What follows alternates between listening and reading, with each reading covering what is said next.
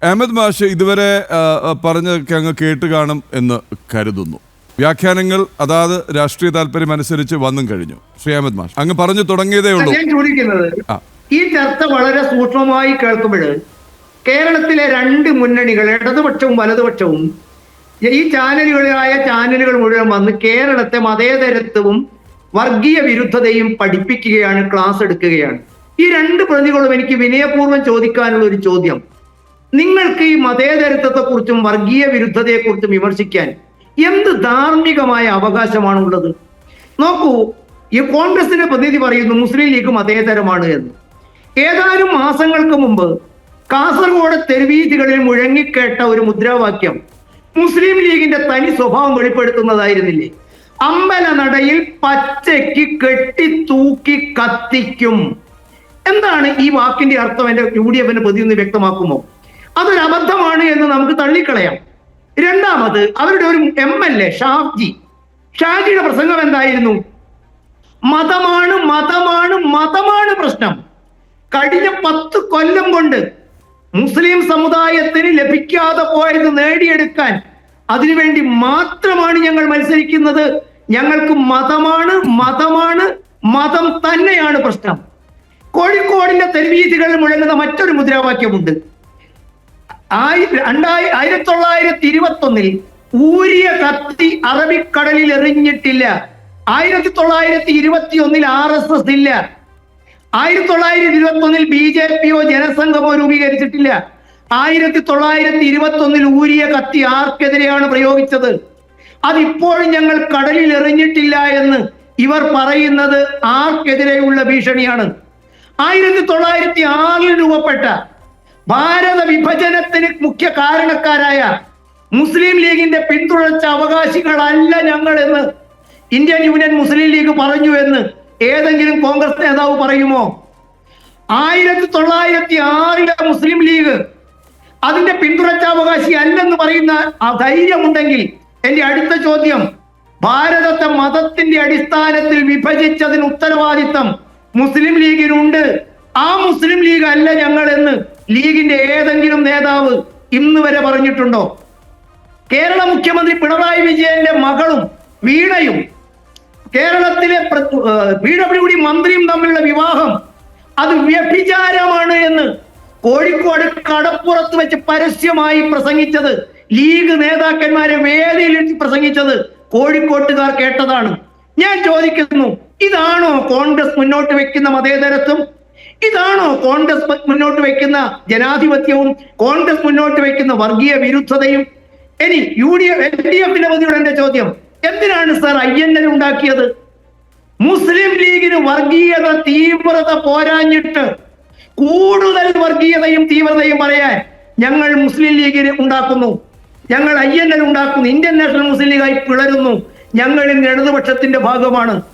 മൗദൂദിയുടെ സിദ്ധാന്തം പുലർത്തുന്ന ജമാഅത്തെ ഇസ്ലാമിയുടെ വെൽഫെയർ പാർട്ടിയോട് പരസ്യ പിന്തുണ ചോദിച്ച ഐക്യജനാധിപത്യ മുന്നണി, PDPയോട് ഒളിഞ്ഞും തെളിഞ്ഞും പലപ്പോഴും സന്ധി ചെയ്ത UDF, കോഴിക്കോട് കോർപ്പറേഷൻ തെരഞ്ഞെടുപ്പിന് 27 മുനിസിപ്പൽ കോർപ്പറേഷൻ സീറ്റില് പരസ്യമായി PDPയുടെ പിന്തുണ ഇടതുപക്ഷം പ്രഖ്യാപിച്ചപ്പോൾ ഞങ്ങൾക്ക് വേണ്ടെന്ന് പറയാൻ തയ്യാറാവാത്ത CPIM, ഇവരോട് നമ്മൾ ചോദിക്കുന്നു, സർ നിങ്ങൾ സെലക്റ്റീവ് അല്ലേ?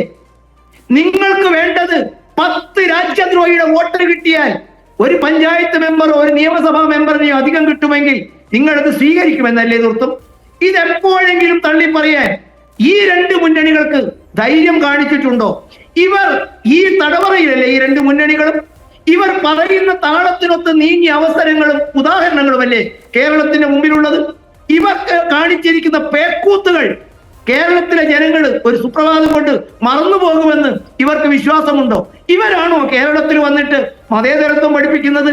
പാഷാണ കുപ്പിയുടെ മുകളിൽ UDFകാർ പഞ്ചസാര എന്ന് എഴുതി വെച്ചാൽ വിഷത്തിന്റെ മാരകത്വം നഷ്ടപ്പെടില്ല.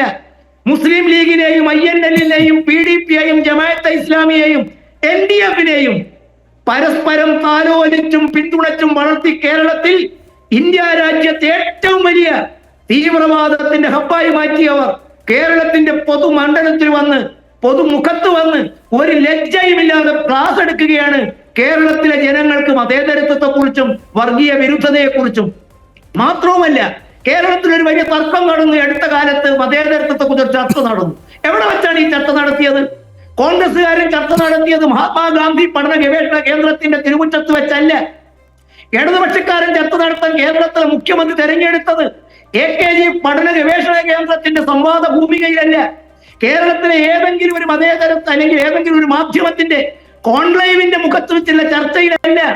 ഇവരൊന്നും മതേതരത്വത്തിന് ക്ലാസ് എടുക്കാൻ പോയത് കേരളം മുഴുവൻ മതവും രാഷ്ട്രീയവും രണ്ടായി കാണണമെന്നും മത നേതാക്കന്മാർ രാഷ്ട്രീയത്തിൽ ഇടപെടുന്നത് തെറ്റാണെന്നും സീസറിനുള്ളത് സീസറിനും ദൈവത്തിനുള്ളത് ദൈവത്തിനും വേണമെന്നുള്ളതാണ് മതേതരത്വത്തിന്റെയും വർഗീയ വിരുദ്ധതയുടെയും ബാലപാഠം എന്നാണ് നമ്മൾ കേട്ടു വളർന്നിട്ടുള്ളത്.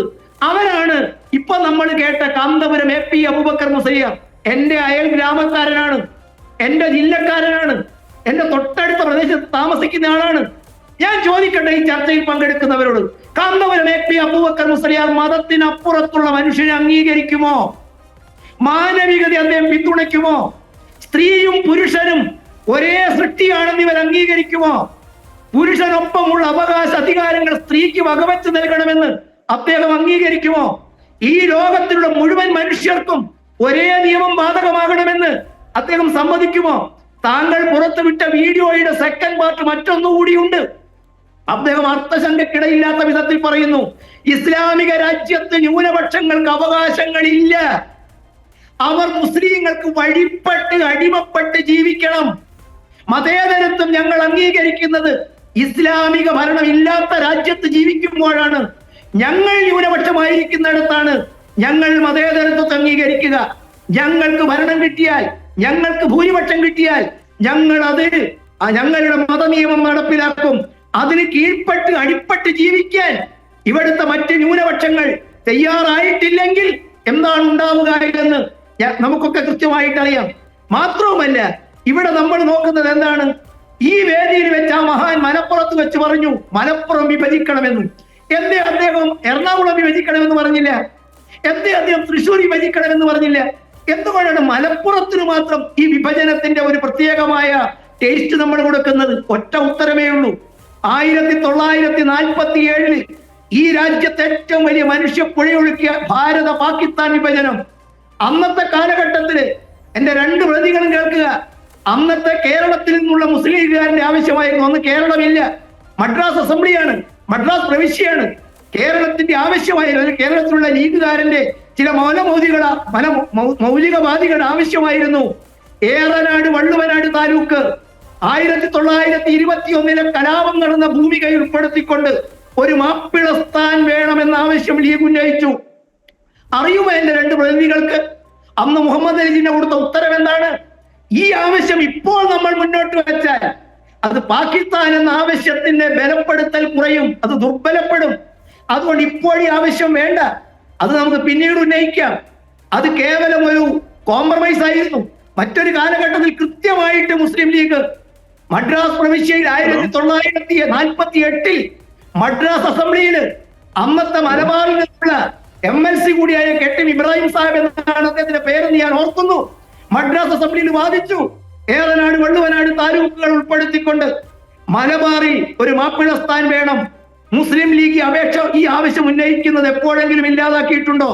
10 അണയ്ക്ക് കുത്തി വാങ്ങിയ രാജ്യത്തെ കുറിച്ച് സ്വപ്നം കാണുന്നവർ 21 കത്തി അരയിൽ നിന്ന് മൂരിയിട്ടില്ല, അത് അറബിക്കടലിൽ എറിഞ്ഞിട്ടില്ല എന്ന് പറയുന്നവർ, അമ്പലനടയിൽ പച്ചയ്ക്ക് കെട്ടിത്തൂക്കി കത്തിക്കുമെന്ന് പറയുന്നവർ, മതമാണ് മതമാണ് മതമാണ് ഞങ്ങൾക്ക് പ്രശ്നമെന്ന് നാഴികയ്ക്ക് 40 വട്ടം പറയുന്നവർ, ഇവരൊക്കെ പ്രതിദാനം ചെയ്യുന്നത് ഈ രാജ്യത്തെ മതേതരത്വമാണോ? ശ്രീ TP ജയചന്ദ്രൻ മാസ്റ്റർ, ഞാൻ അങ്ങയിലേക്ക് മടങ്ങി വരാം. അങ്ങ് ഉയർത്തിയ ചോദ്യങ്ങൾക്ക് മറുപടി പറയേണ്ടിയിരുന്നത് ലീഗാണ്. പക്ഷേ ഇന്ന് ഞങ്ങളുടെ ഗസ്റ്റ് കോർഡിനേറ്റർ ലീഗുമായി സംസാരിച്ചിരുന്നു. ഔദ്യോഗികമായി അവർ തീരുമാനിച്ചിരിക്കുകയാണ് ഈ ചർച്ചയിൽ ലീഗിന്റെ പ്രതിനിധിയെ അയക്കേണ്ടതില്ല എന്ന്. അപ്പോൾ അങ്ങ് പറഞ്ഞതിലെ, അങ്ങ് പറയാൻ പോകുന്നതിലെ അപകടമടക്കം തിരിച്ചറിഞ്ഞുകൊണ്ടായിരിക്കണം ശ്രീ ബേസിൽ ഈ ശ്രീ ജയചന്ദ്രൻ മാസ്റ്റർ ഉയർത്തിയ പോയിന്റ്സ് +2 ചോദ്യങ്ങൾ അങ്ങയോടുണ്ട്.